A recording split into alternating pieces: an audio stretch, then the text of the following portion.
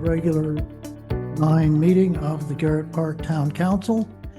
The first order of business is approval of the agenda as circulated. Do I hear a motion to approve the agenda? Make a motion. I'll second. Second, are there any amendments, changes? None. I'll call for a vote. All in favor? Aye. Those opposed? None. Unanimous. The consent agenda this evening consists of the approval of the February 9 regular town council meeting minutes and 2 sets of appointments, 1 to the Arboretum Committee and 2 to the Archives Committee as outlined in my memoranda. I will entertain a motion to approve the consent agenda as circulated. I'll make a motion. Okay, we have a motion. I'll And second. second, good. Any discussion? All in favor? Aye. All right. That brings us to presentations by residents. We actually have some in the audience. Yes, if you know the routine. Use the mic, please. Identify yourself. Ken Schwartz. I live on Claremont Avenue next to Porcupine Woods. I'm representing myself, not the Bugle. As you know, I attended the council's work session on the 2027 budget. Virtually no time was spent on addressing so-called low-hanging fruit that is relatively easy to take budgetary reductions. I have one suggestion that I believe fits that category: electronic voting. Electronic Electronic voting. voting. Okay. Thank you. As you know, electronic voting in 2025 cost $6.6 thousand. The cost per voter was about $20 per voter, and that was for a contested election. In prior years, when the election was uncontested, voter turnout was lower and cost per voter ranged between $25 and $30 per voter. My understanding is that a contract has already been signed for electronic voting in 2026, and the associated cost is $7,000.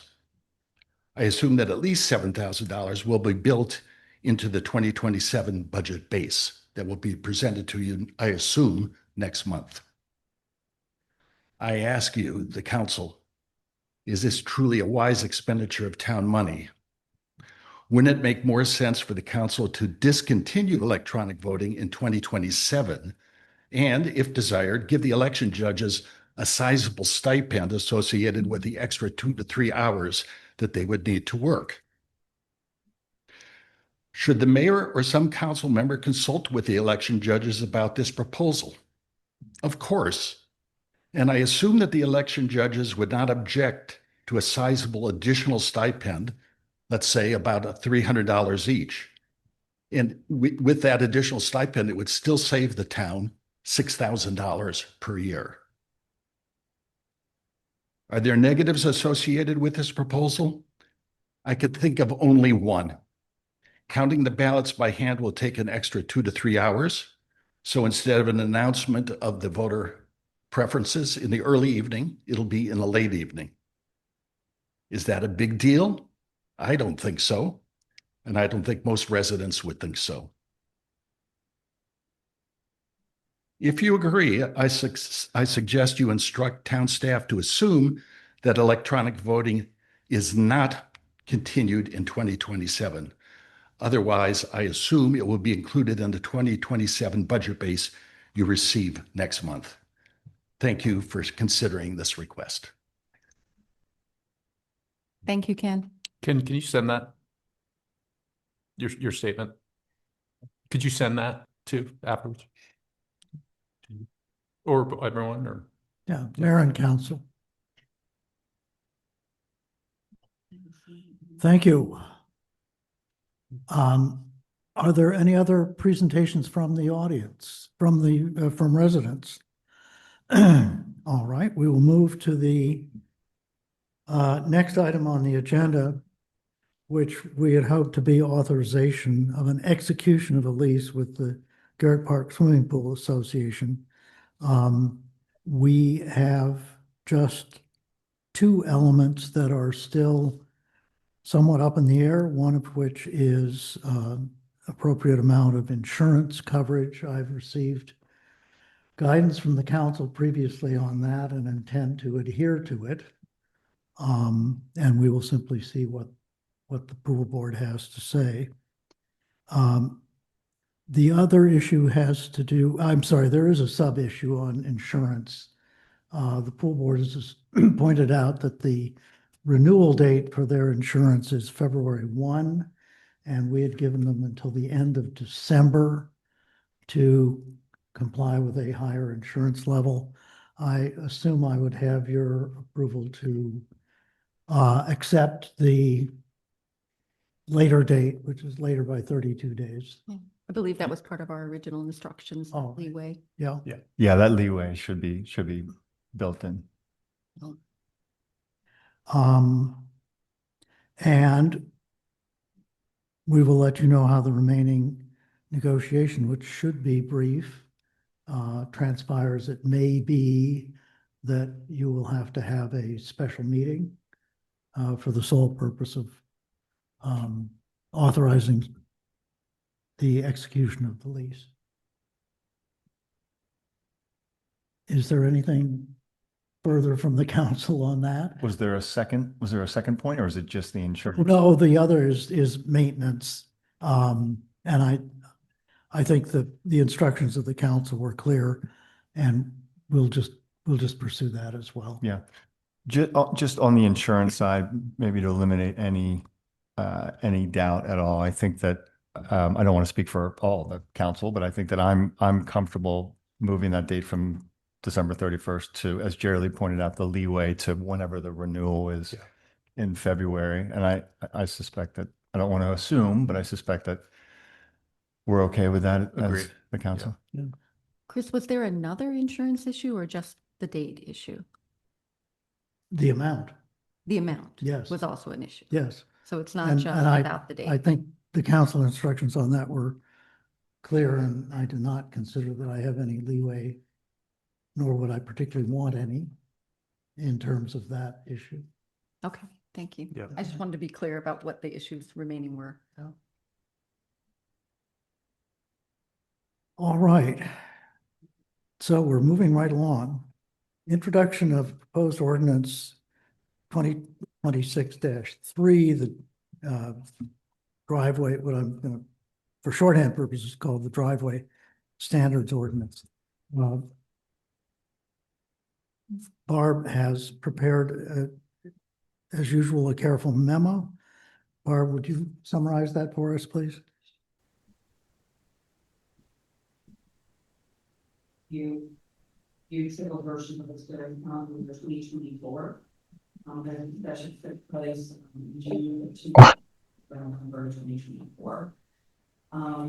During the course of their discussions, the council asked that we prepare an ordinance that deletes the town reimbursement language in section 712C. The next point will require some discussion. We wanted to grandfather the existing parking facilities. And also, we wanted to allow the town council to consider granting a second curb cut, and we liken that to a variance. So the base ordinance said for the evening was the version that we reviewed in 2024. The town attorney did include language that we wrote process for a variance for consideration of a second curb cut. After the agenda packet went out, I did note that the ordinance that would be circulated back in 2024, which is what this was tweaked, sort of tweaked as, essentially assumes, which I don't believe was your intent, I'm hoping you can clarify that this evening, is that you wanted to grandfather, the way this reads, all existing driveway facilities would be grandfathered as of the date of the adoption of the ordinance. In going back to the minutes today, the discussion largely centered around properties that have two curb cuts that you wanted to grandfather. There may need to be an adjustment to section 712C unless your intent is to grandfather all of the driveways. as of the date of the adoption. As that language states, if you do grandfather everything that exists as of the effective date of the ordinance, those existing parking facilities can be maintained or repaired or replaced. Essentially meaning that the standards that you talked about at your last meeting would likely have to apply to any expansion of an existing driveway or any new driveways that are constructed. So I apologize for not catching that earlier. That issue does need to be clarified. Might have a discussion about that. So if we did it for all driveways, everybody would have to do concrete aprons, is that correct? No, the way this, was worded and was clearly your intent in the 2024 discussions, I know two of you participated in those. Right, the past practice has been that when someone came in with a new driveway permit, any work that was done in the right of way had to be upgraded to what was the town standard at that time. The way this is worded is that, And the town standard is what? well, what you have said you'd like it to be, which will be adopted by resolution, is a minimum of 5 feet of concrete. Right. The way this is worded in section 712C, and I'm sorry, I apologize, I'm not catching that back in 2024. It would grandfather everything. So basically, as long as the party did not expand their existing driveway or was not constructing a new one, they could replace it in kind, which essentially means there would be very, very few instances of where anything would be transitioned to concrete. Is there a reason this wouldn't be combined with the items that were discussed on February 9th? I mean, is it no, Yeah, so, just for clarity and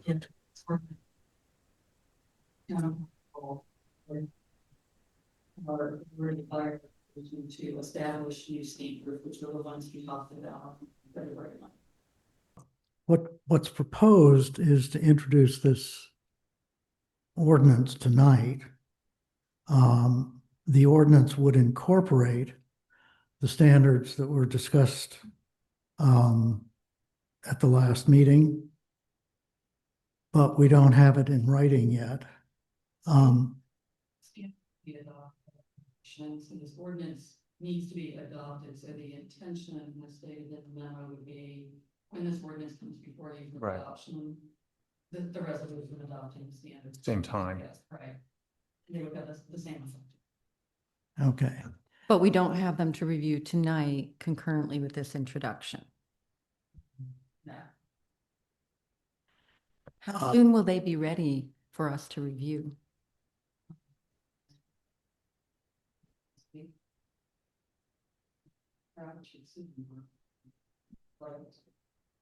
Barb, sorry, Mr. Mayor, please. Did I interrupt you?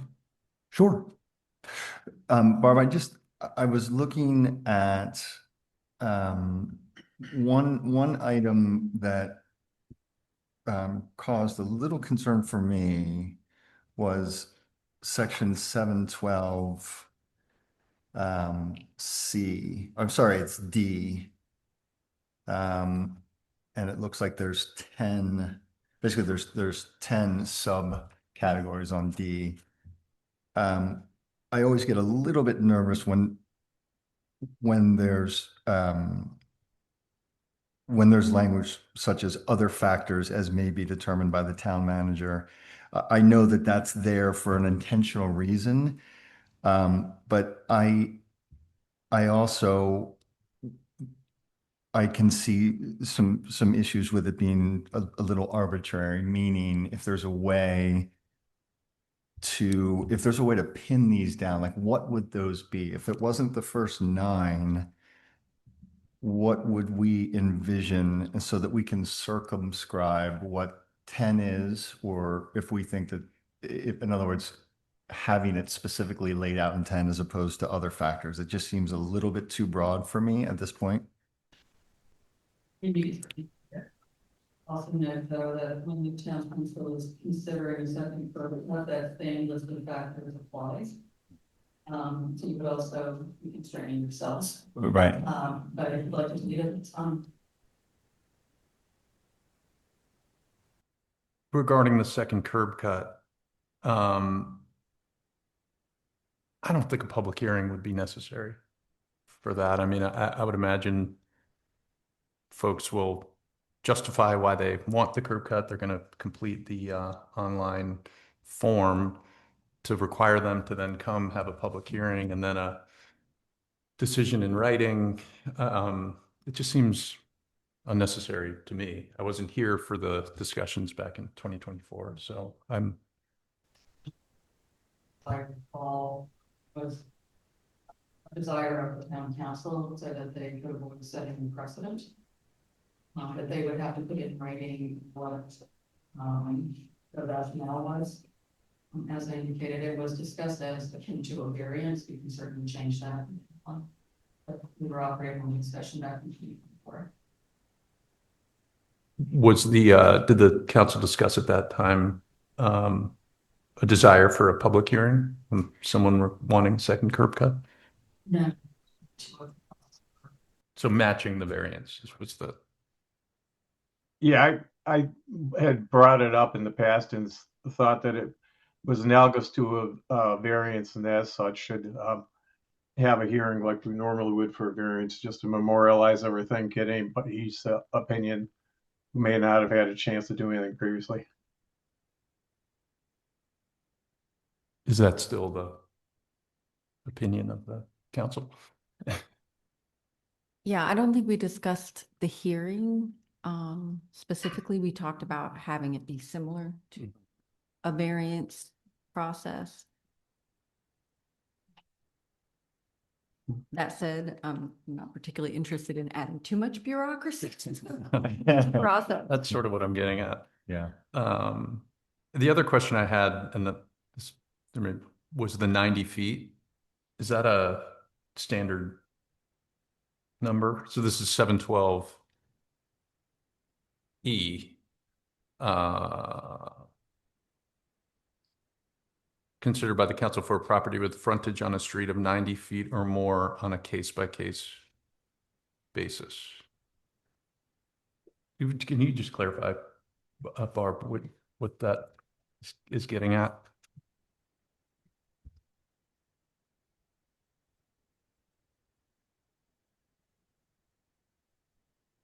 Yeah. Audio test, I tried to adjust the outputs and sound of it those names. Bill, can you do an audio test for us? Test 1, 2. There Can it you hear is. me? Loud and clear. Welcome. Much better. Thank you. I wasn't sure if that meant. I just wasn't sure if that was restricting under 90 feet, but above 90 feet, it would be taken on a case-by-case basis. That's okay. I think the minimum was supposed to have been 90 feet, which I question whether or not there's too many lots that even have 90 feet. Right. I was looking at the notes from November of 2024, and while there was a statement there that the town manager cited that 90 feet is standard for 2 curb cuts, I didn't remember that we specified 90 feet as a minimum before a variance. I thought the variance could include situations where there wasn't 90 feet. I thought we had agreed to 90 feet. It could be possible. Anyway, I'm trying to review the minutes myself from November. That was my recollection.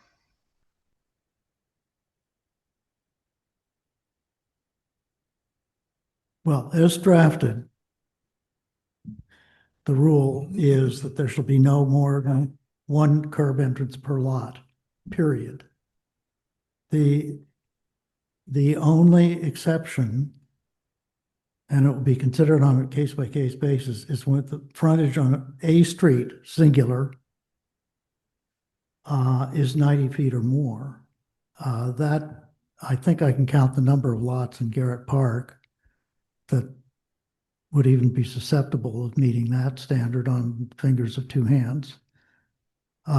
It rules out a circumstance where a lot does not have 90 feet of frontage, but is on a corner and has, I'll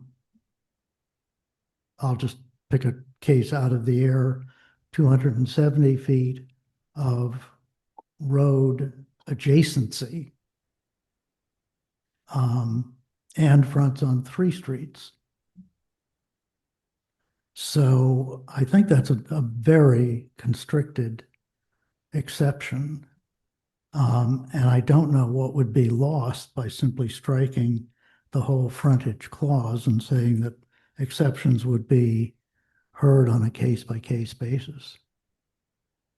And just delete the 90 feet requirement. Well, you might also want to consider deleting the notion that it could be based only on factors provided in subsection D, subparagraph D. There may be other factors. But the Stewart driveway permit from a few months ago was an example of the second curb cut around a corner. Yes. Yeah. I don't know what the footage was, but it was a very reasonable The Smith, request. Chu Smith, right? Yeah. Or, yeah. Rory Smith? Yeah. That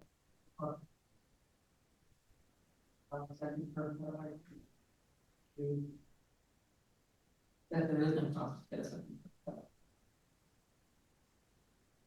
And not make a case-by-case basis as a Yeah, determination. certainly policy judgment to say to allow them. That would be unusual and I think might be in conflict with your discussion last month about wanting to reduce impervious surface. But it's certainly within your authority just to say it be granted as a matter of right. Barb, I'm just wondering, and I wasn't privy to the discussions in 24 either. I wonder, just for expediency, if we might benefit as a group. It seems like there's a number of outstanding items. You know, would we benefit from delaying the introduction of this ordinance to April, considering a couple of outstanding, just so we can tie down some of these? And Okay. evaluate it along with the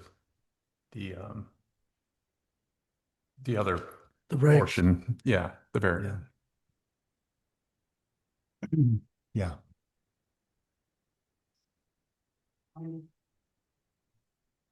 I think I would agree with that. Yeah. All right. Rosie. I agree with it. I would agree as well. All right, so we're deferring introduction. Introduction sets in motion a sort of inexorable timeline so that even if you were able to determine amongst yourselves an appropriate set of regulations, they would be available for public comment only for whatever period elapsed between their publication before the meeting and the meeting itself. I would suggest that when this is put on the agenda for the April meeting, that the regulations also be made available for public comment along with the text of the ordinance. But to give Barb and the staff adequate guidance, I think there may be other issues that we should discuss this evening to help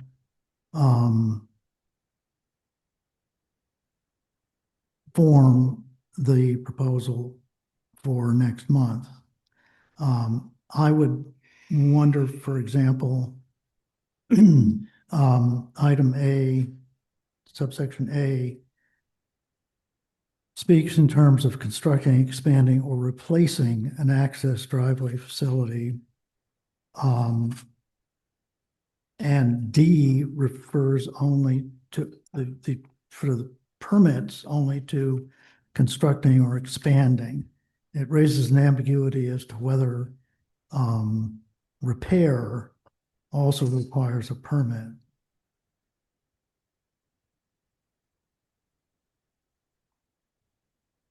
I would hope not. I mean, if somebody simply wants to patch a few cracks or holes in their driveway, I wouldn't think they'd need a permit. I'm sorry, replace, not repair. Oh, understood.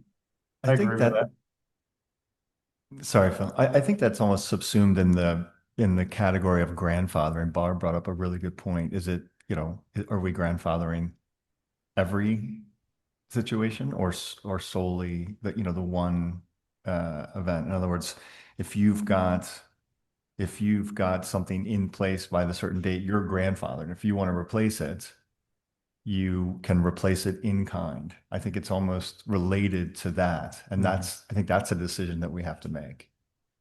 The previous item about repair is kind of the same thing, because if it's grandfathered, you can repair it in like kind. All right, I'm sorry.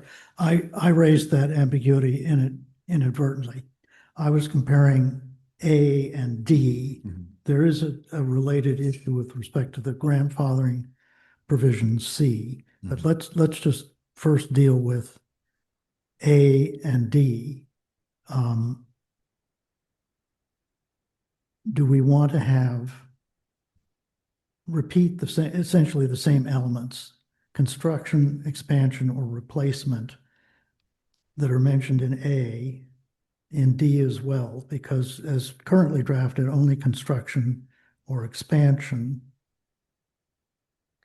Barb, are is there, listed in D. pardon me, Chris, I thought you were finished. Is there anywhere in the larger ordinance where replacement is defined? Because I think part of that lack of clarity is problematic for me.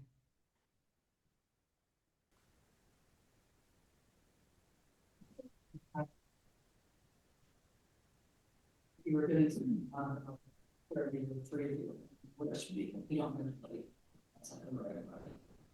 So I think the key question here is, what do you want to happen when something's doing work in the right way? And do you want that work to be done to the standards you talked about last month? Mhm. Or not? If you were to describe what a replacement is versus repair, how would you describe it? And I realize I'm putting you on the spot without having given you an opportunity to think it through or talk to the engineer. Yeah. Well,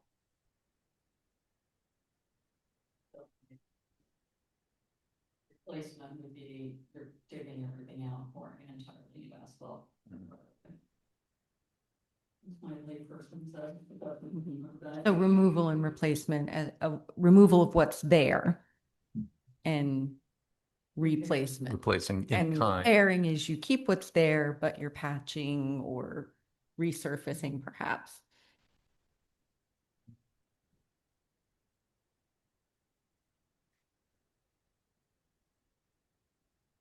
Was replace left out of D? I mean, is that an accident or is that intentional? I think that gets back to this issue of what are you treating grandfather? Right. Mm-hmm.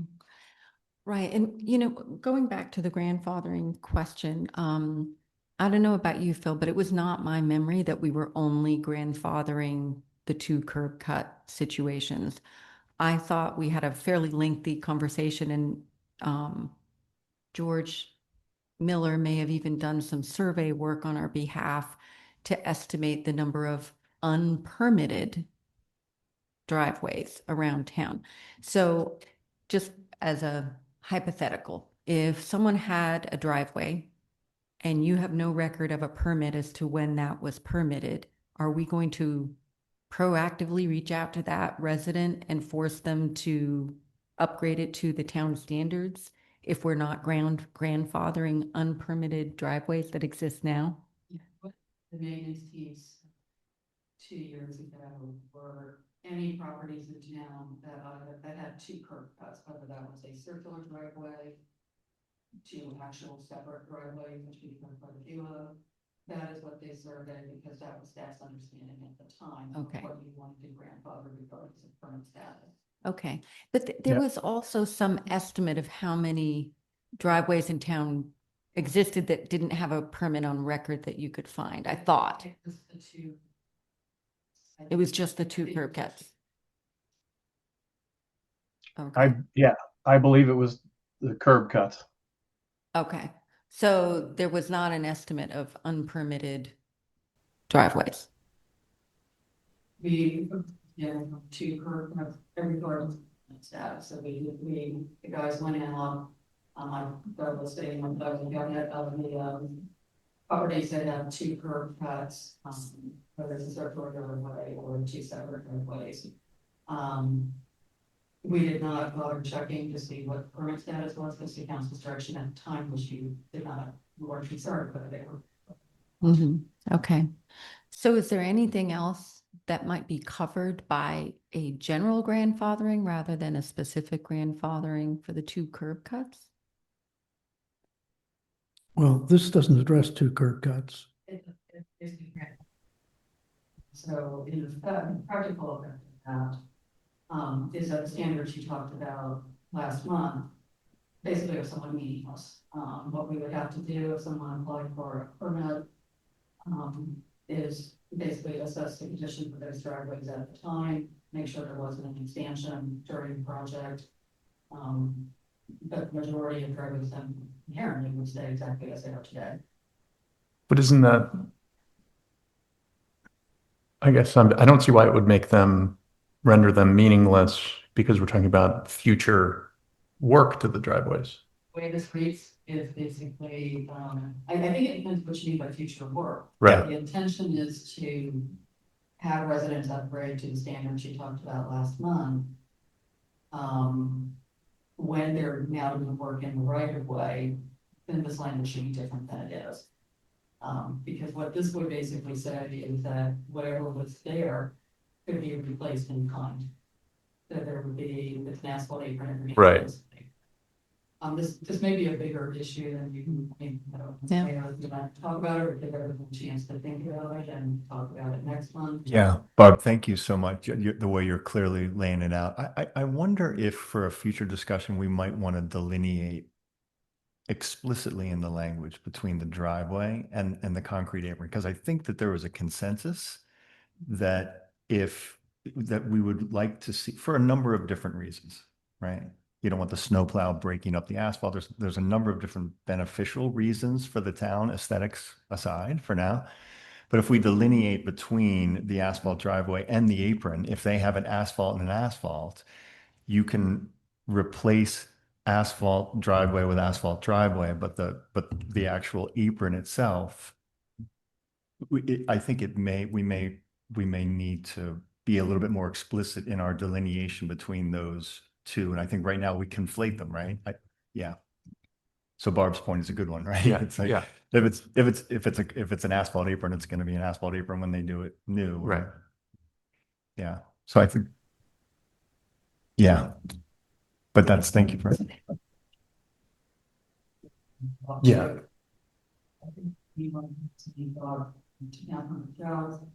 Suggestion that perhaps that we delete 712 10. You all want to complete that, at least I'd like to do that. Actually, I disagree with that. That kind of slipped by very quickly, and I did want to come back to that one. So Councilmember Stroud, I think I understand your concern that the town manager might deny a permit based on unspecified reasons. But I believe the intent when this was originally floated and drafted was to give the town manager some flexibility in the positive. And if the town manager denies it, even with that flexibility, the town manager has been given in number 10 to consider other factors. Another factor might be it's located in the historic district or something like that. If the town manager were to deny it, then the variance process would open up another avenue for, at least I think it would, although I guess we're giving the same factors, but we are leaving other in the variance process as well. That was my consideration. I worry that if you take 10 away, you're taking away any flexibility and making it too rigid. That's a great point. I wonder if we may, maybe we could have that explicitly in there. If it's going to be leeway to the positive, then let's Right. put that in there. In other words, it won't be more onerous. It will only be less onerous. Does that make, am I understanding what you're saying, Jerry Lee? The idea of it would not be everything else looks good except for this, therefore it's going to be denied. It could actually be the other way, right? It could actually Mhm. be to the positive. If that's our intent, I think that's great. I'm Oh. trying, if I'm capturing Yeah, I it correctly. understand. You are. I'm just trying Yeah. to think of what words would Right. Right. work Yes. to make that work. I don't know, Phil, is that your memory as well? Or were you thinking that it's better to keep it more rigid? Well, I see in the past when we've dealt with 10, what we end up doing is as long as there's a variance process which allowed one to be able to appeal a decision if in fact town manager exercised 10, then I was fine with it. And we don't know what's coming down the line technology wise, this wise, that wise. So I understand we're having a little bit of flexibility without having to specifically name everything is probably a good thing. But as long as we have a variance process to get around it, I'm fine with it. And I think that's how we've handled this in the past. One thing that might be helpful to add here is that when 10 is deployed, that might be an instance when notification to the council might be useful. Agreed. Good point. I mean, at some point, if we're changing that, then we should probably look at how are we going to memorialize that so other people know in the future, right? Right.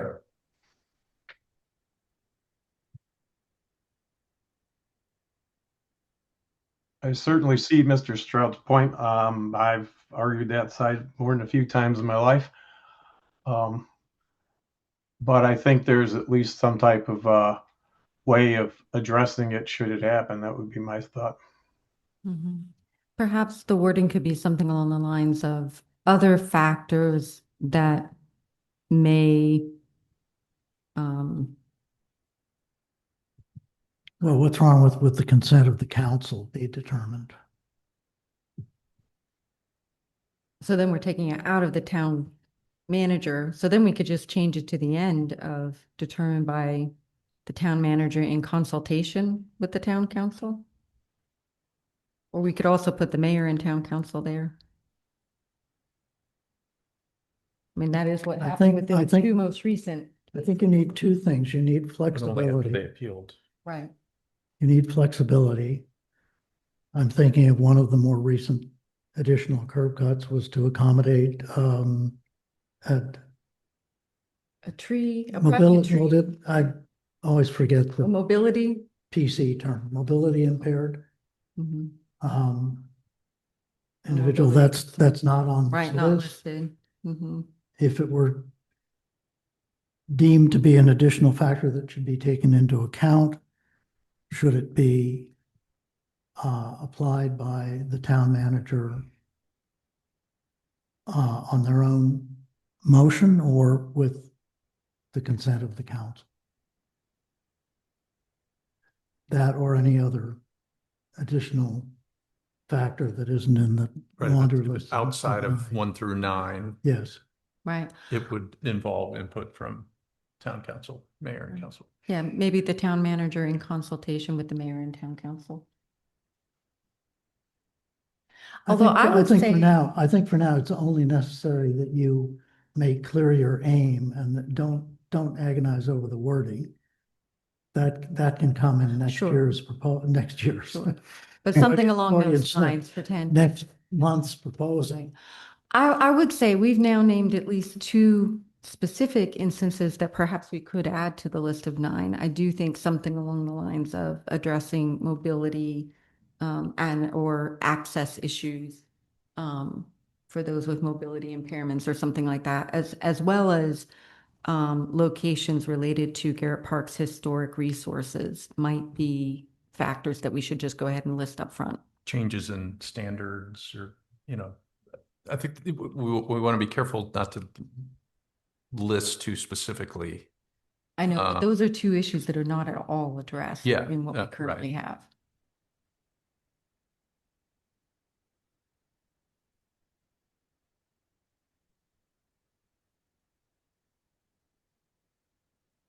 All right, do you want to identify any other issues that should be taken into account in the draft that's circulated for consideration next month? I think, Barb, well, I do have a question. Barb, did we give you clear enough instruction on your question about how to address I'm trying to find the citation, the part where we were discussing the 90 feet and the 2 curb cuts? Did you get clear enough guidance for that?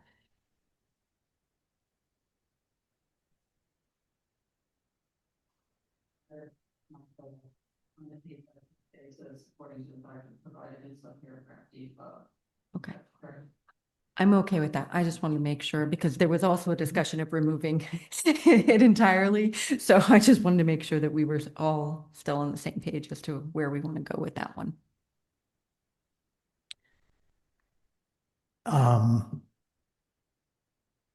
and is it your intent to grandfather current properties that have more than one curb cut? Because I don't think 712C does it. 712C establishes regulations and then says, notwithstanding the foregoing, a parking or access facility that does not conform to the specifications, that's referring to the regulations, is grandfathered. If you want to grandfather double cuts, you'd better refer to subsection E as well as the regulations established by subsection B. I'm sorry, subsection C. And we would. Right? I mean, Unless curb cuts are also addressed in the regulations, which I don't see any need for them to be. But since the grandfather provision of C specifically references only the regulations, I think it's not clear that you're also grandfathering in double curb cuts. Well, C says specifically, or I'm sorry, E says it can only have one curb cut. There shall be no more than one curb entrance per lot.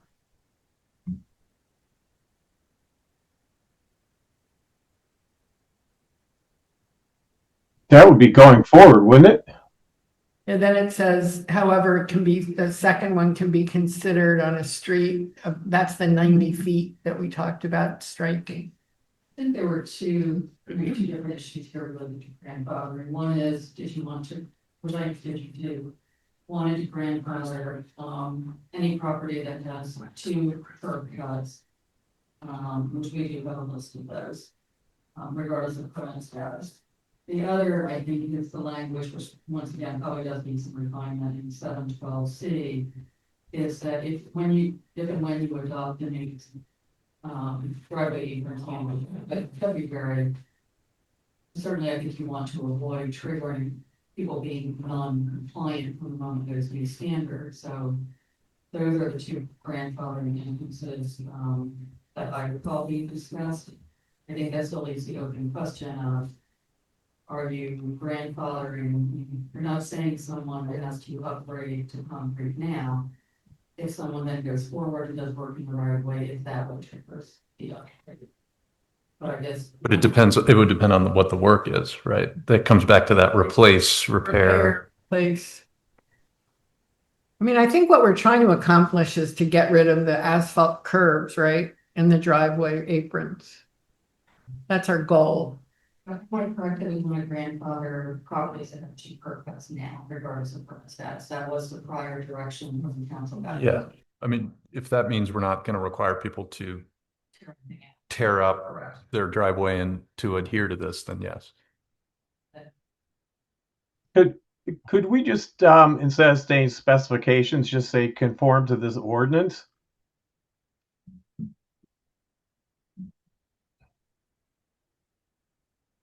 I think if you can all, to the mayor's point, I think if we can just get some consensus about what it is you want to do, and we can work out from that. Yeah.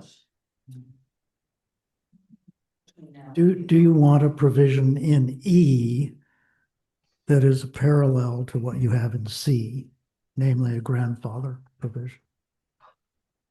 And I think we do, Yeah.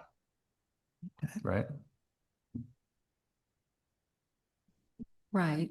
I mean, I guess to me, I think we definitely in the past had agreed to grandfathering the existing dual curb cut situations. I'm still not quite there, and maybe I need to see some examples of whether we would want to only limit our grandfathering to that situation, or whether we want to have some other grandfathering situations. I'm not quite sure where I am stand on that, to be honest. Can I? Without seeing some examples, perhaps. Sorry, go ahead. I was just gonna ask a question, Barb. So if we have a big snowstorm and we have some driveway aprons with asphalt and the snowplow comes and tears them apart, so now they're broken, they need to be replaced. So now are we telling these owners of these properties that they have to pay for concrete aprons? I would assume in the situation you described, the property owner would file a claim with the town's insurance company. And then, It would typically be how and then the town would have to pay for it.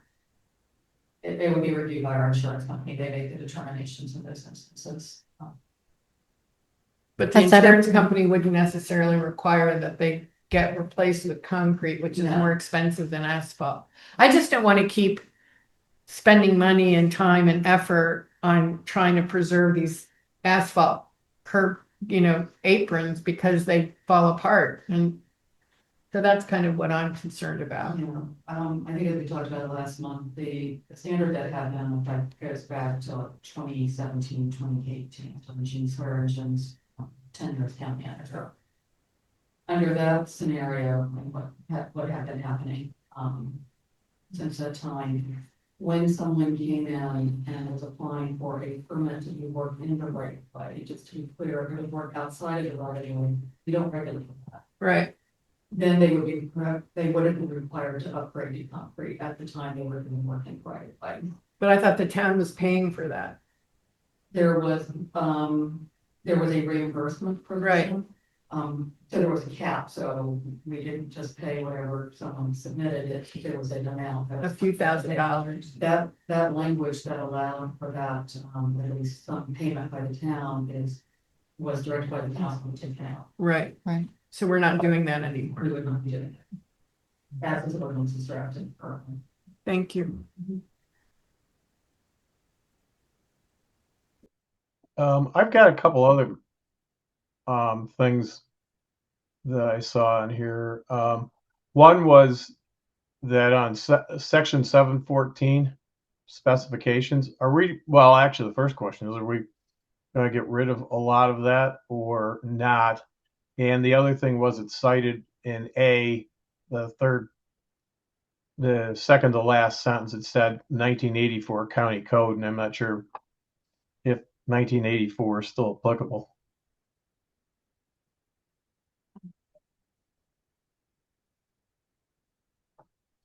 And above that, it says that in section 713.1 off-street parking designs and plans to be approved by the town's building inspector. Does that mean? The inspector language is kind of level throughout the code. Typically what we've done in terms of reviewing things for drainage is the town civil engineering firm. So wouldn't we want to put just the town's engineer? Yeah, that's a good catch, Bill.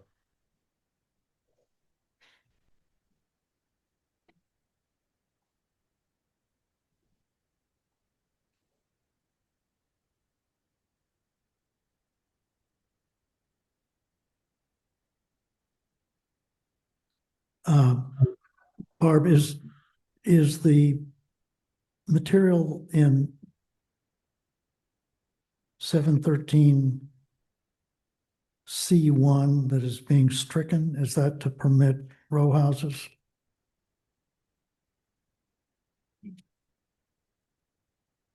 I think that was related to the housing legislation last year. Well, it's presuming, That's language that doesn't exist in the current code. That was a draft that was provided. I don't think that existed in the existing code. The text that's stricken. Mhm.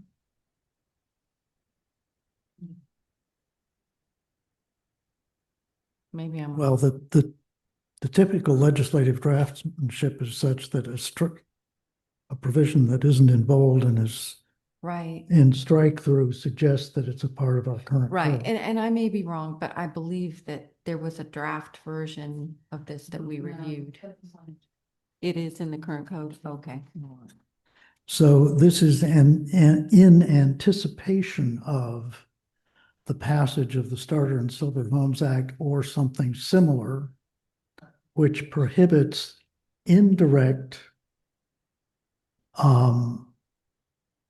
burdens on townhouses.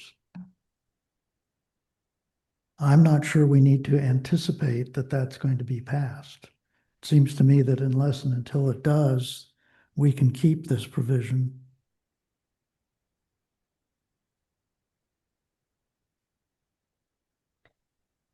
Except do we have any such case in Garrett Park? Any It- driveway that serves more than 2 dwelling units? Not at the moment. But what this Shared. anticipates is that if there is installation of a multi-unit, then the driveway should be wider. That's what this is saying.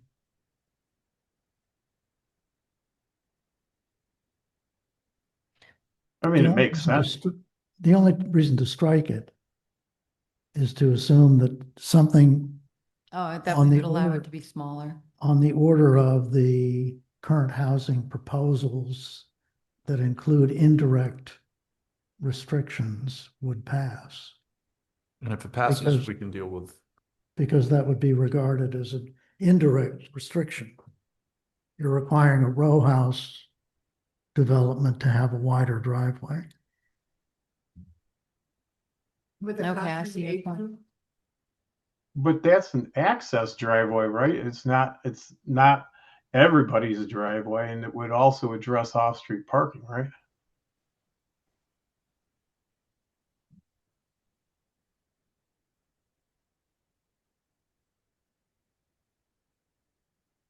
I mean, I will agree with you now that I understand better what the intent there is to keep it instead of striking it.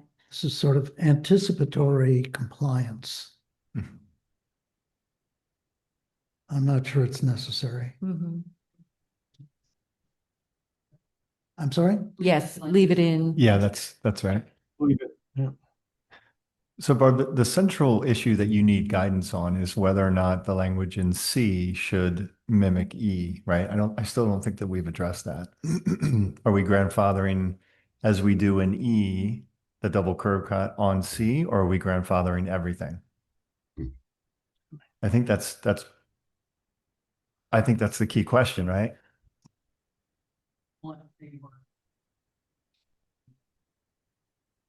And want to borrow that person, that's fine, if you want to think about it. Can I ask, Barb, I think you would know this technically, and if not, don't worry about it. But I mentioned earlier delineating between the driveway and the apron. Is that really necessary? In other words, we know that per the language on the apron, that's going to be concrete for something that we've already discussed, and that's behind us. So what is there to be grandfathered? There's nothing. but because we're talking about new construction, it comes down to that replace, repair Right. Right, but thing, How right? you What is the work replace- being done? right. Yeah. The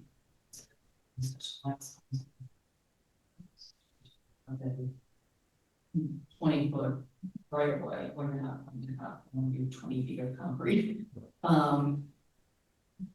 So I think really the key question is if someone is doing work in that first 5 or 6 feet, because there are some examples, out there, for example, say across the school happened where the apron connection sidewalks would have to be about 6.5. The one instance you all talked about.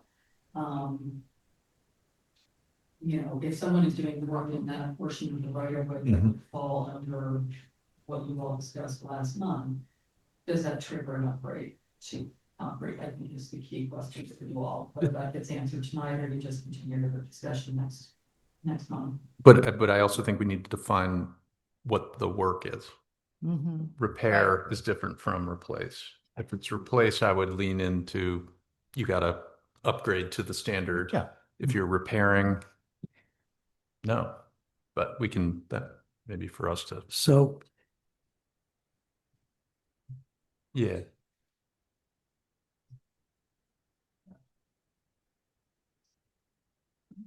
But I think our goal is to try to not continue to repair or replace driveway aprons with asphalt curbs and aprons.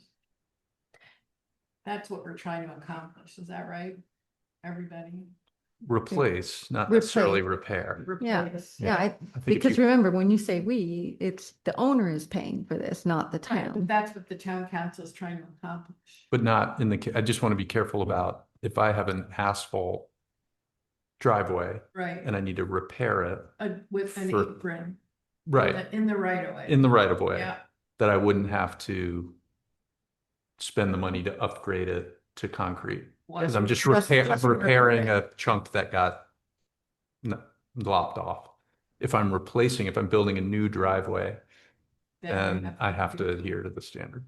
Yeah, I think that's I think that's clear. Yeah, Yeah. no, I think that, yeah, no, I think Agreed. that's exactly right. Repair, no, but replace, yes. Yeah. that implies that the words altered and replaced should be stricken from C, and it should apply only to maintenance and repair. Is that correct?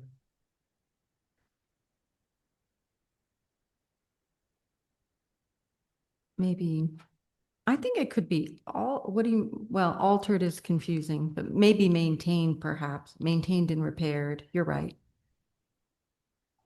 Yeah, altered, that's a little squishy for me. Maintained, repaired, provided the nonconformity is not expanded. Does that make sense, Barb? Okay. good. We got there. All right. The next item on the agenda is the town manager's report.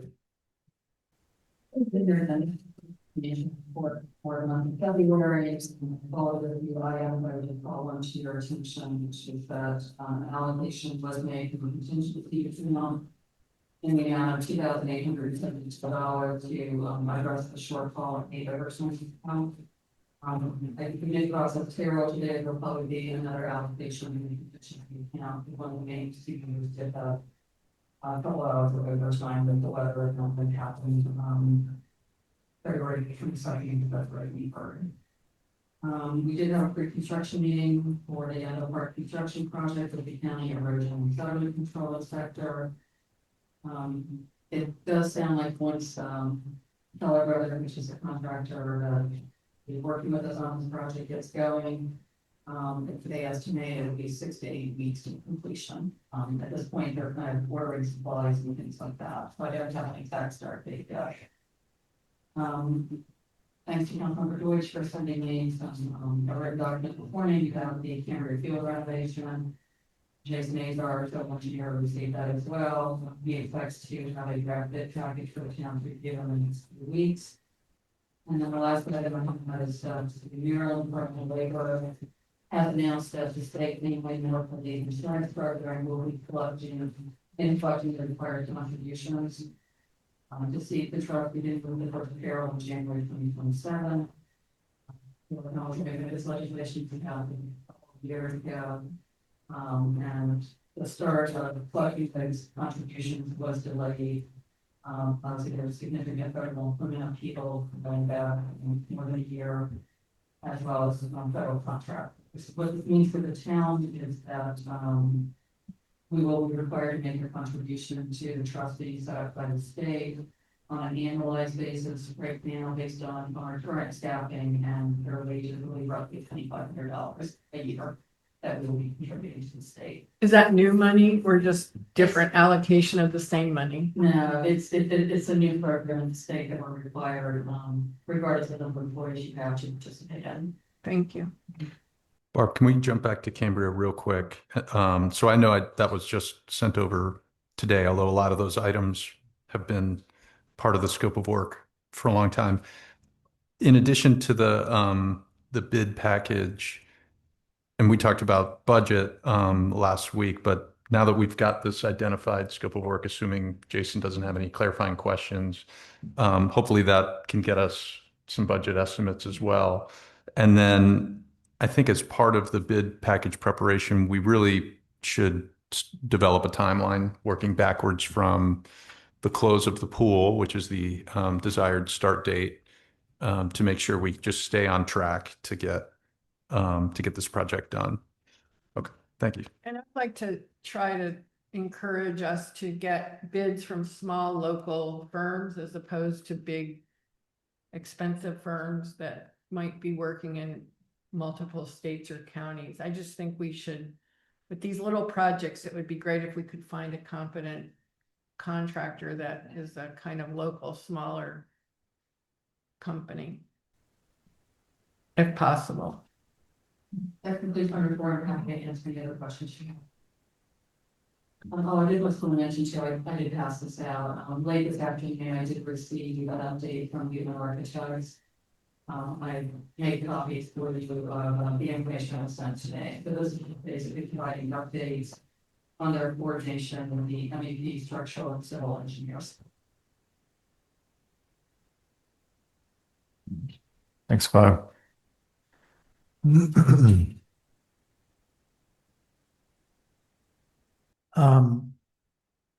Anything further with respect to the financials? Barb, I just want to thank you for the inclusion in your report in the Bugle of the town hall. I particularly like the graph or the pie chart. Very helpful. I didn't see actual figures, but so at some point, if we could get those in. And with respect to the financials, is there any reason we can't drop the ARPA material from the capital account page? Entirely closed it out. I think we do when I file the report this year. But everything involved. Well, if it has to stay, it has to stay, but okay. We move then to unfinished business. Is there any unfinished business? I don't believe there is. So Oh, are the lights on Waverly yet, Barb? Hooray. Good job, Bob. That's They look great too. They look really nice. They are Haven't beautiful. seen 'em lit up. Parks Advisory Committee update. We have our chair and a good chunk of the committee here. Good evening. Can you guys hear me okay? Yep. All right, and I'm sharing screen. Just 1 second. Yeah, go full screen.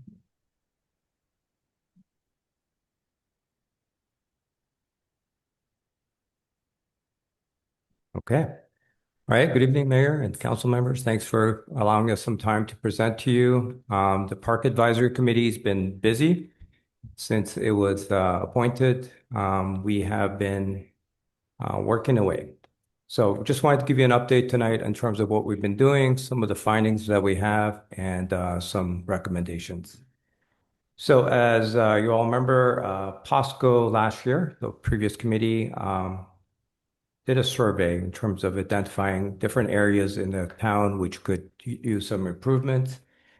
The Cambria Court / Dog Park was one of the ones that was identified as probably needing the most attention and immediately.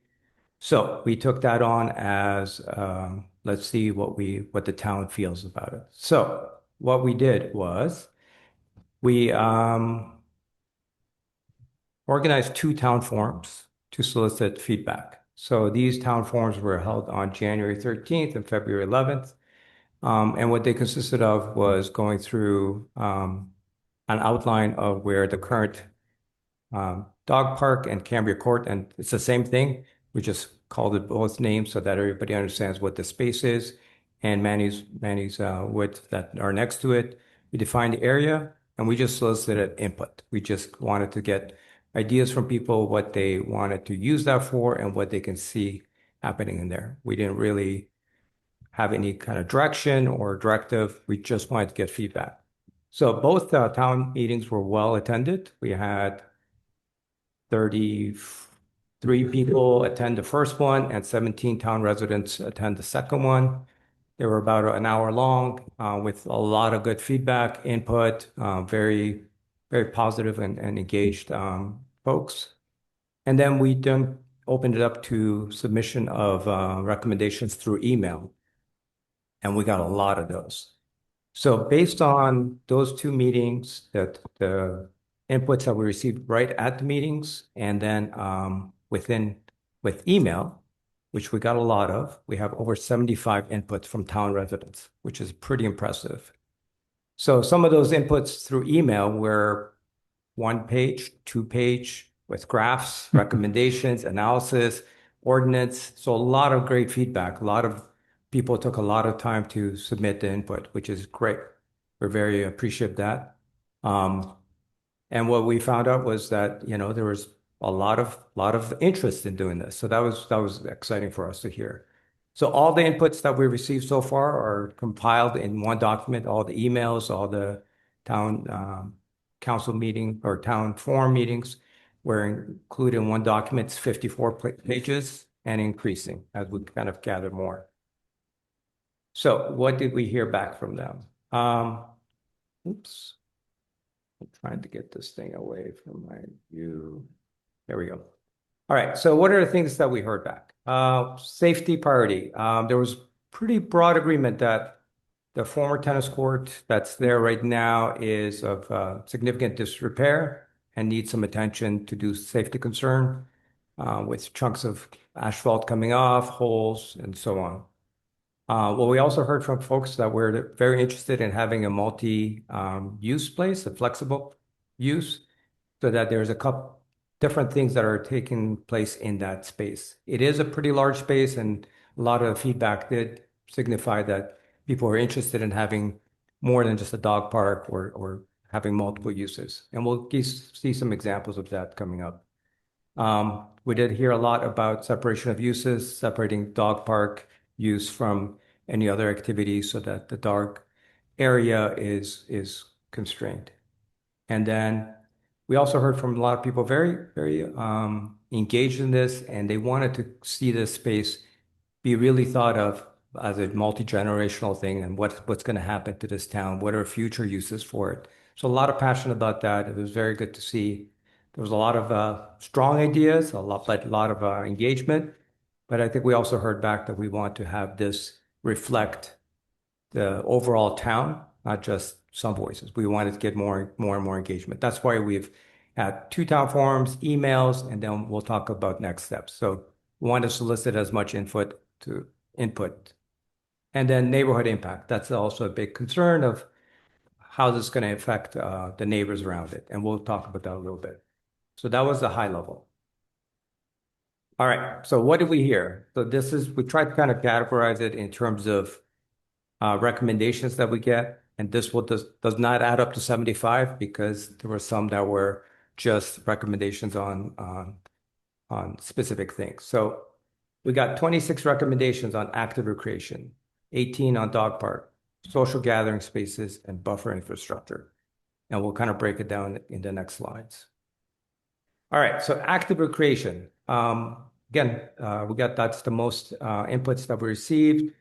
Again, some facilities, we got some really detailed input on sand athletic field for volleyball, sand soccer, badminton, multi-sport hard surface for people to be able to bounce ball activities, football, tennis, basketball, or roller hockey made it in there. And a skills wall, a wall to kind of throw things against and for solo practice. So that was one area. Again, this does not cover everything that we've heard. There's a lot of details in those 50 some odd pages that we can kind of go through and pull out. Dog park improvements, again, a lot of engagement on that. The surface was a big consideration for dog park in terms of going from asphalt or dirt to a canine turf or natural mulch for the dogs there. Safety infrastructure, double gated and clear physical separation. We got some studies sent to us in terms of what like best practices are for dog park and things like that. So again, a lot of amazing feedback from the town. And one of the big things was installation of a water station for the dogs. Again, if there's any questions at any time, please. Could you elaborate on what canine turf is, please? Canine turf, I'm not the expert, but I've read that there's some, I don't know, there is some turf that's kind of like softer on the paws and it's maybe permeable, but I don't know. I think it's a artificial turf, but I think one of the things that came up is whether or not like the smell of urine goes away or if it sticks with it. So there was this suggestion from a couple people. So. Have you seen the dog parks in DC, like Adams Morgan and DuPont? Have you seen any of those dog parks? Haven't really spent time in them, no. Yeah, me neither recently, but they've been in DC for a long time. And the residents that, their biggest concern was they didn't want it, smelling bad. And so I think it's permeable. I'm certainly not an expert either, but. It's a synthetic, is that correct? I think so. Okay. All right. So here's a couple suggestions that people submitted. We're not putting this up as in terms of like, this is what we're recommending or we like this. These are just kind of showing you the details that people went to kind of provide us with some AI generated ideas for how this could be lined up into multi-use in terms of the sports and a dog park. And it also, some of these incorporate Manny's wood into the design. Again, this is just kind of reflective of the amount of thought that the town residents put into kind of providing feedback. We had more graphics too. Could you tell me how many square feet Manny's Woods is? Do you know? Anybody? What is it? By 125? It's less than 50. It's probably about 35 by 125. Okay, thank you. All right, now next category, social and ecological spaces. So there was a lot of recommendations about having some place for the town to be able to get together, covered space with power outlet for town events, native pollinator gardens and preservation of Manny's woods. That was also showed up on quite a few different recommendations. And of course, ensuring that our time and dedication remains a focal point for Manny's wood. Sorry? And Manny, yep. Mm-hmm.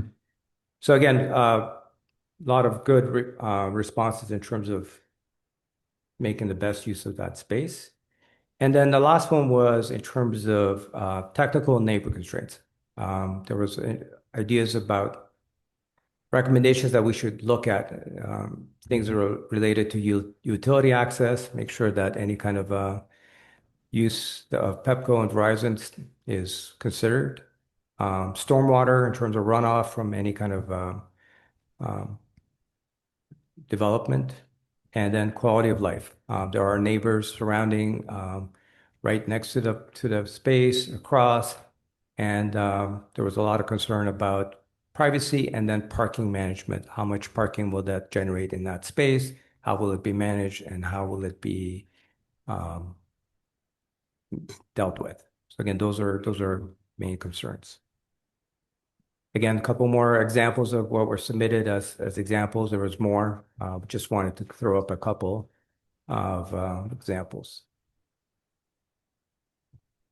Okay, so now this takes us to our recommendation. Yeah, we wanted to kind of brief you all in terms of what we've seen so far, what we've got feedback from the town, and then make some recommendations. Based on the level of feedback and engagement from the community and the residents, we are recommending that, this really, we explore two things. One is explore interim options to remediate the court, either by repairing it or replacing it with wood chips or some other temporary surface. But then the town council should look at maybe potentially budgeting for a planning study to guide future design improvements on the space. Seems like the town is very interested in using this space. They're interested in engaging and having this be improved for longer term use. So that's why our recommendations are there. And I know we wanted to get this back to the council just because budgeting, planning and all that, we just wanted to get that. We don't have a dollar amount for you all, but we just wanted to put that for your consideration. So what's PAC going to do? So we are still in a gathering mode. We're going to have a coffee at Cambria event on April 11th at the site to engage with residents right on site. We're going to have a special time for Cambria residents to show up. So we talk to them specifically and capture additional input, concerns, and constraints.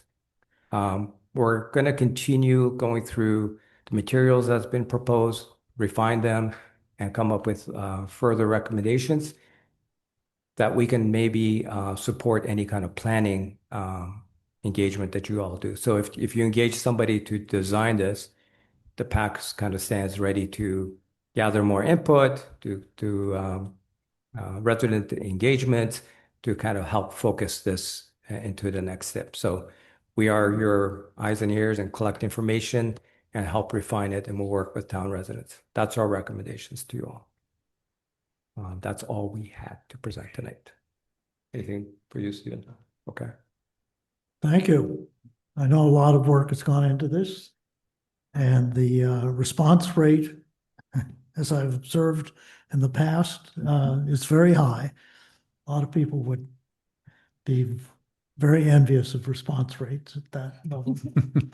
Yeah, no, it's amazing response, and it's been very cordial, very nice, very engaged folks. So we really do appreciate the engagement. The graphics were not me. This is I put it in. AI created the graphics, so don't ding me on the AI.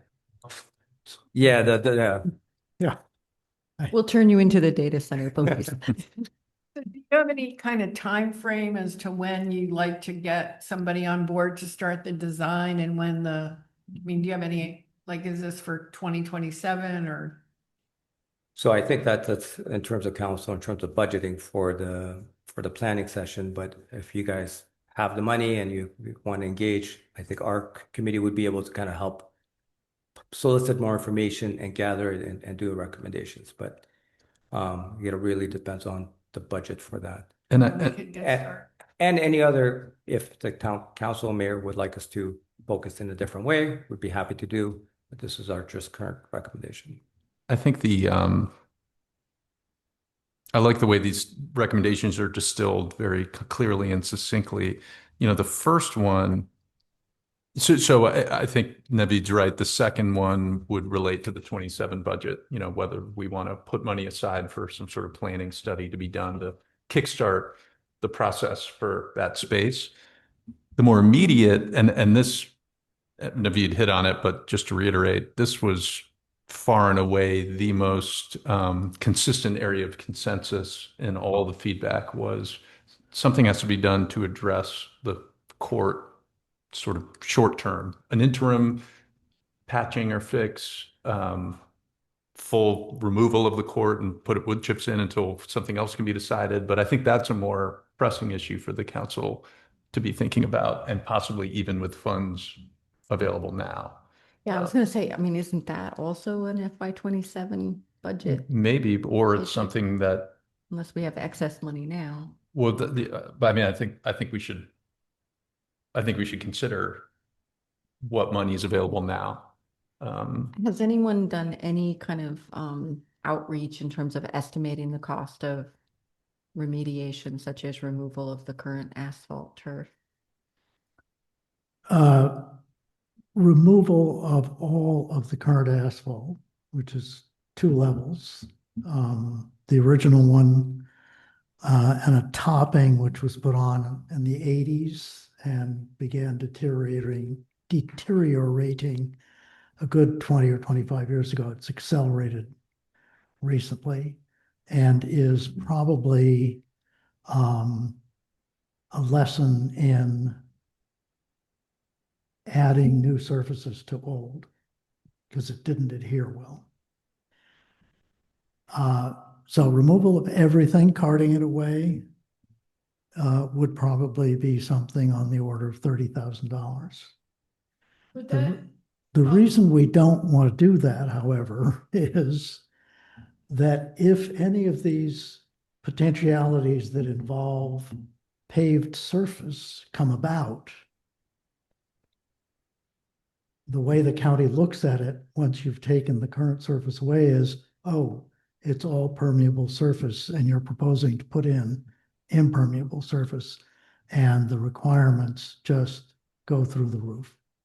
with the county for permitting? Correct. So the question may resolve itself in terms of how much, if any, should be removed in order to leave enough square footage that improvements wouldn't trigger major time-consuming and expensive permitting beyond the permitting that will be required anyway.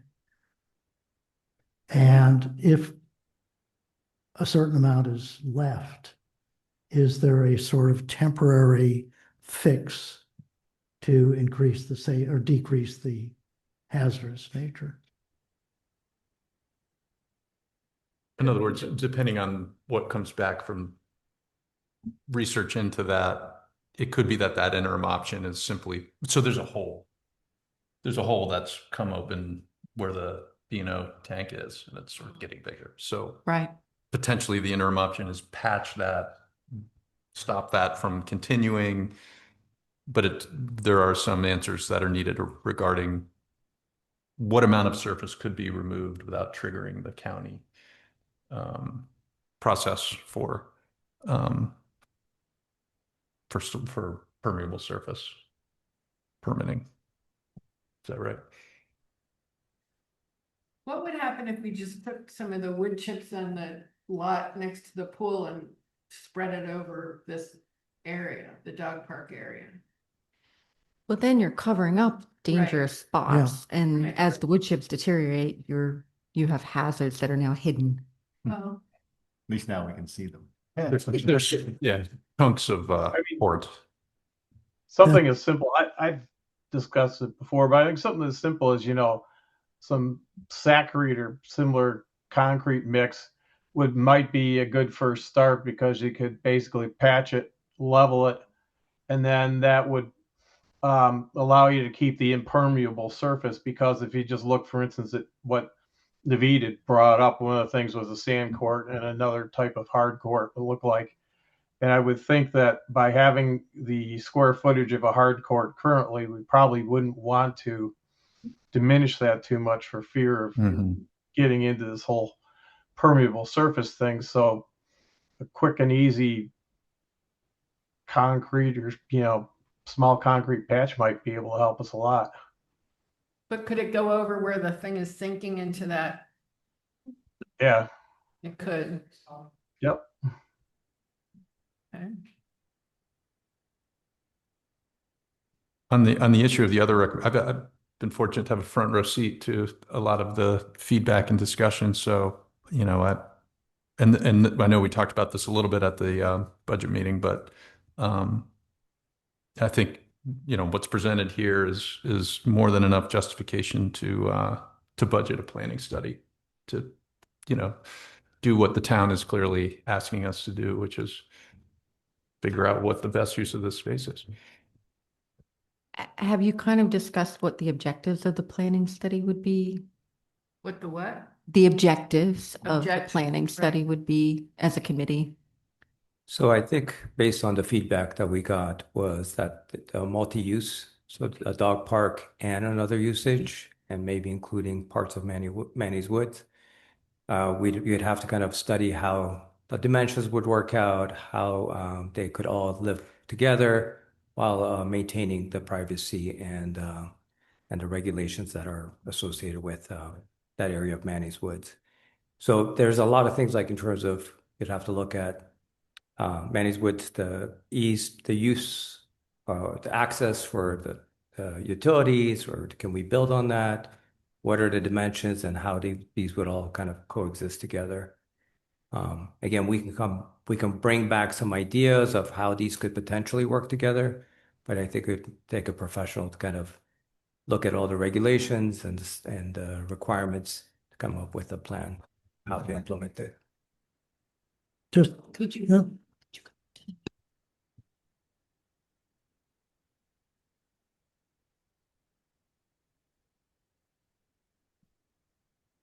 Yes, uh, the dog park is already in multi-use area. It's got a basketball court. It could be used for a tennis court if it had a proper surface. So it's already that way. I mean, what do you mean? Anything beyond that? So, well, sorry, what we heard back was they want to have a separate space for the dogs.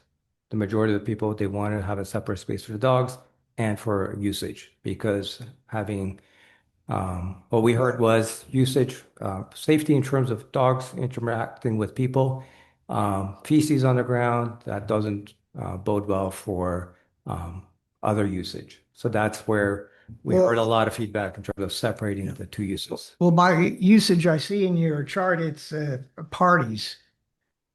That's not exactly something. that issue's been pretty well aired, and I think it may be the best thing at this point is to turn it over to professionals who can sketch out literally and figuratively what the alternatives are, so that we aren't sitting here talking about it in the abstract, speculating.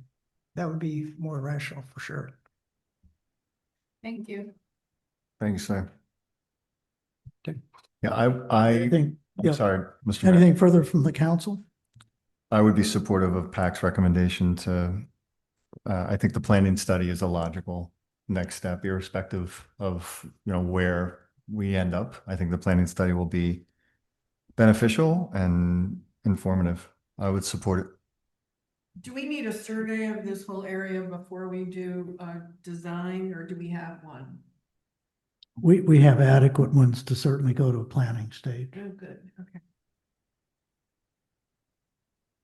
Adequate to cover both both lots that are involved? Manny's Woods. Because there was an email we received that seemed to Yeah, indicate. they're actually online. Okay, Yeah, you can look at them. great. So what would be the process for estimating a budget that would be required for such a design study?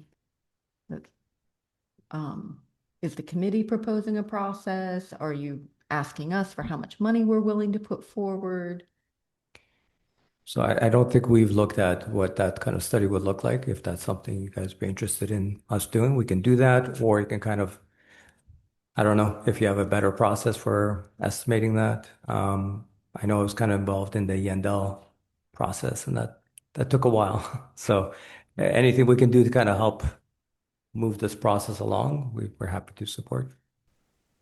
Really wouldn't be that far. I proposed a budget for doing this study a couple years ago in the budget rounds and worked on it far. I can't remember, we had like 60 or 50, something like that proposed. There was a move, or trying to take it out of the budget, so I think we postponed it, but I think when I put that together, it was kind of estimating and thinking of the field and the court, so I'm wondering if maybe half of that or 2/3 of it might be plenty for just the space east of the park, and it would be kind of similar to what Yandell was doing, like really analyzing the site, looking at, any potential stormwater impacts, really putting together a narrative of what the existing conditions are, what the constraints may be, and then drawing up a few options that can elicit further feedback. Barb, could we ask the people who designed Yandell to give us some help on a budget for this kind of a scope of design for this property? Yeah, I was just actually gonna pull that up. I think their original contract was, For Yandell? roughly about 45,000, Yeah. but I think that somewhat of the difference is that a lot of the legwork had already been done by the committee. I think. I mean, in this case. In this case. Yeah. In this case. Yeah. Part of what be more land design did is they actually were kind of helping facilitate these community meetings. Right. To Stephen's point, there was, it's been a little bit diminished because we had to be a little bit further from project, but there's about roughly 33,000 that's sitting in capital planning for parks now, and that was a holdover, Stephen, from what you were remembering. That may be enough, so, for this, it's a good point that it's kind of partly, along. Now, what I could do is, I can send it out to you, a copy of the Norton Land Design proposal, and it's broken down into tasks, about 5 or 6 different tasks, so you could see how much each one of those was. And is that the pot of money that would be pulled from to do an interim addressing of the immediate court issues, or is that a different pot? Okay. Playing it. Currently, right, Okay. specifically planning. Got it. But we do have operations contingency funding left, don't we? We do. 100,000 in capital.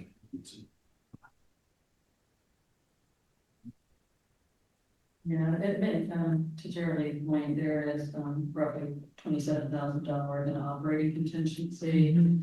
Oftentimes capital is basically kind of playing into a fixed asset, doesn't have to stop away, we're talking about hauling stuff out. Or making a patch. Or making. And if you go on As Barbara mentioned, the PAC has done quite a bit of work already, and we can continue to do some work, like in terms of as like a consultant to any kind of planning session, so that it probably saves some money. And then we can kind of do the town charrettes and all that stuff to kind of support that process engagement. If that's something that the council would Might like be us to helpful. continue doing. It might be helpful for the committee to review that list of kind of itemized activity that Norton can provide.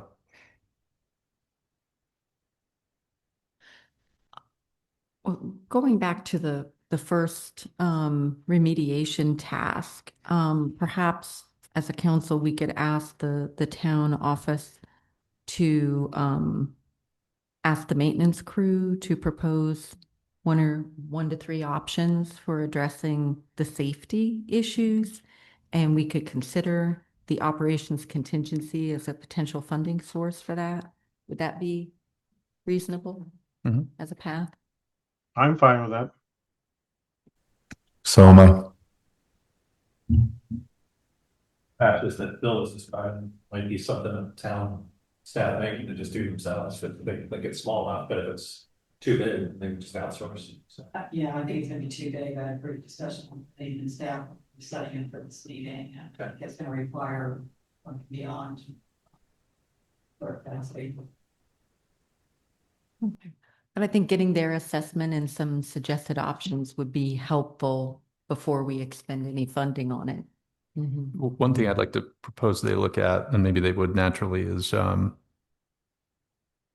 scraping off the top layer of the court. I think that would not trigger any impermeable surface issues, but it would address the issues of chunks of loose court floating around Material. the space. So that might be a way to like to shave off that. I don't know how possible that would be, but that would at least eliminate some of the issues around loose and chipping court.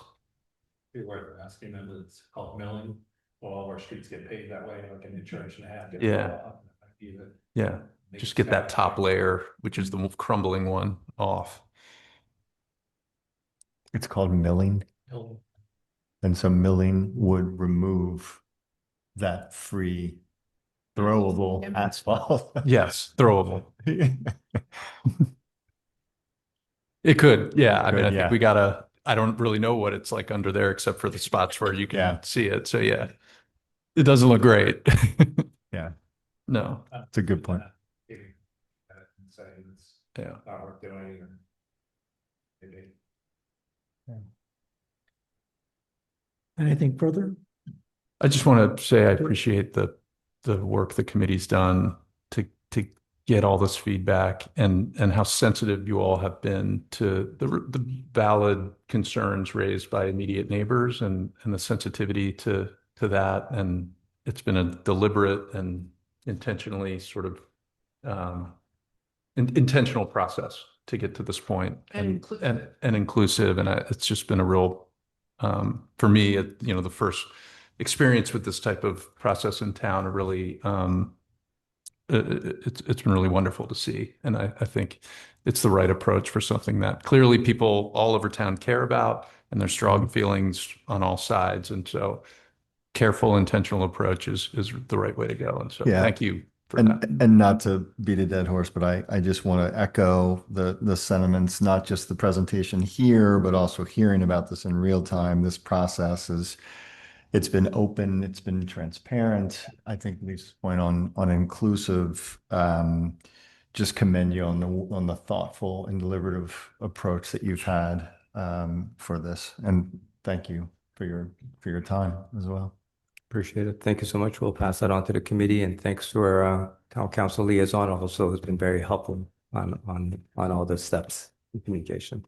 Is the April 11 event targeted solely at Cambria residents or open to the town? We'll have a specific time for Cambria residents. We're going to send out specific invites for them, and then we'll have it open to the rest of the town.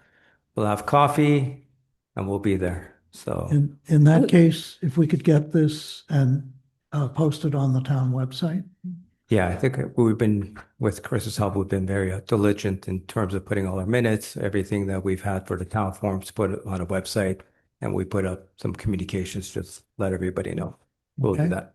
Would you be open to town council members in listening mode, participating while the Cambria residents are there so that we can hear their thoughts and expressions directly? Of course. That would be great. Thank Sure. you. So we'll let you know in terms of when that is. We're just thinking like maybe half an hour or 45 minutes just before the goes out to the rest of the. It's March Yeah. 11th, so it's this April 11th. April 11th. Although a notification, There's notification will already go a out. flyer. There's already a flyer being readied, and we'll send it out by mail, maybe, or by listserv. We'll get that communication out soon.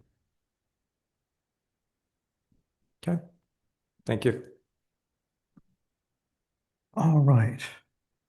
Town updates, Starter and Silver Homes Act is still being considered by both the Senate and House committees. It was relatively quiescent, so we did not hold the 12 municipalities that are sort of working together did not hold our usual update meeting. There are still 28 pending potential amendments.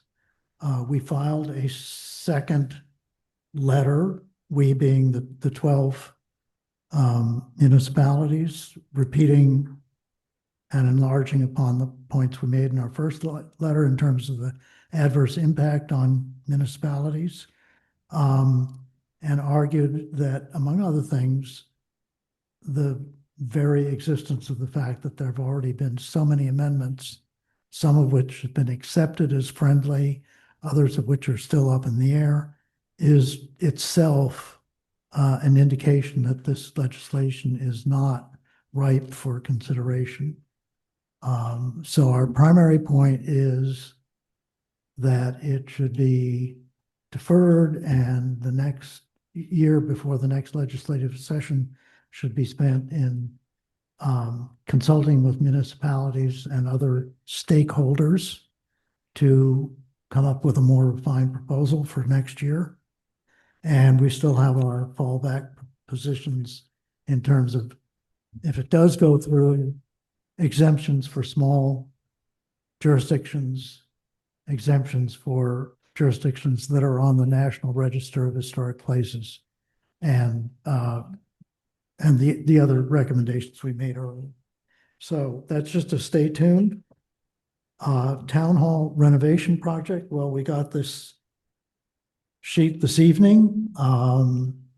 Things are proceeding apace with the help of Carl Miller, the architect who came forward to help us evaluate specific elements. We responded to Greg Wiedemann's list of elements such as appliance choices, finishes. At our work session, I asked you for a little input, so we were able to give him our choice with respect to this room. And he has promised a further list of design and finish issues that we should address, which we will do late this week and early next. Otherwise, things continue apace in the fashion that's in this handout and in construction drawings. Councilmember Deutsch, Parks Advisory Committee. I don't Do think we a have parks anything beyond? committee update is necessary due to the thoroughness of what Well- we've heard. So I will pass it on to Councilmember Stroud. Thank you, sir. I had the pleasure of testifying earlier today in front of the Board of Education. First of all, I want to thank again Nikki Fiore, John and Liz King, the whole Citizens Association for just doing an amazing job of providing information and really capturing the sentiments in a deliberate fashion. Where we stand currently is that the Superintendent Taylor, made a recommendation, which we felt very good about because it kept the community together, the entire community. There were some rumblings from other neighborhoods that this would potentially be at risk. It turns out that that was not the case, fortunately. And the board at a March 3rd work session presented essentially the same kind of option for us where the community stays together. I think that was not a surprise, but certainly good to see that. And so I was really able to thank the president, Ms. Rivera, and the vice president, Ms. Wolf, the superintendent, the rest of the board on behalf of Garrett Park. And so I think, again, with a lot of input from our neighbors who know much more about this than I ever will, I think that we've had some positive results. And I think that it's coming to a denouement fairly shortly, and I'll report back as we are. But as for now, both of the options that were presented keep the community at large together. So they haven't. They haven't. They will. They will. Do they have a date by which they expect to be kind of finalized? They didn't as of today. I suspect that that'll be forthcoming because there was a meeting today, there's a meeting tomorrow, and that's the fourth and fifth meetings of the CIP. I think it's the Capital Investment Project. Yeah. So I suspect that will be that'll be forthcoming. On my walk over here, I picked up an errant Keep Garrett Park Together sign, sort of in the sidewalk. Yeah. And I'm wondering if we are at a place where these signs can be disposed of, or if we should keep them. I think we're there, but again, I don't want to. Yeah. I'm not suggesting we go take them all and put them in the trash now, but I just, Right. at a certain point, they are starting to blow around town. So Yeah, there's a lot of them for sure. Thank you, Mr. Mayor. All right. It's not on the list here, but Jerry Lee, did the Arboretum have anything going on that we should know generally about? Yeah, I didn't offer an update because our last meeting, we mostly focused on updates to the comprehensive arboretum plan, but also the committee is also working on an update to the policy for donations of trees in terms of policies and procedures for that. So that's another line of effort, as well as the budget. Their budget proposal was a major part of their last meeting. Based on a text from the town arborist today, I gather he is assembling the list of spring pruning and removals. We know about one, and I just urge you, if you're aware of or notice as you wander around trees that need pruning, let the town office know and they'll relay it to Phil for the list. does bamboo follow in? I'm sorry? Does bamboo fall into that category? That falls into Don't invasive have to- removal. Okay, I've got an issue I need to talk to Marvin. I wish it did. Is there anything further from the council? I will entertain a motion to adjourn. 2 minutes ahead of schedule. Impressive. Well done. You stand adjourned. Thank you. Thank you.